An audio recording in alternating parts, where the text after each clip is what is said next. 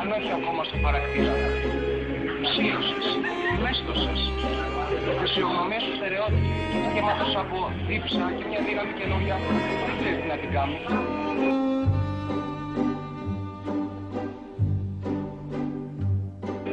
Οι κινήσεις σου έχουν χάρη και λιγεράδα, αλλά και μια σιγουριά που τους έλειπε πριν από λίγο καιρό, όταν ήσουν μαθητής, προπαλός και ανέξιος.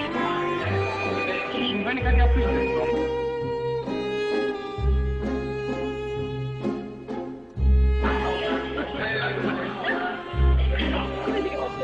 Χυψούσες για τα λόγια μου, για την πείρα μου, για την υπέρμετρη σοφία μου.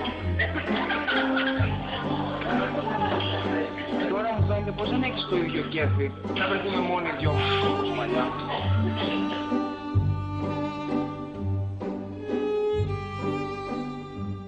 Δεν το ευχαριστώ, Ιντερνετ.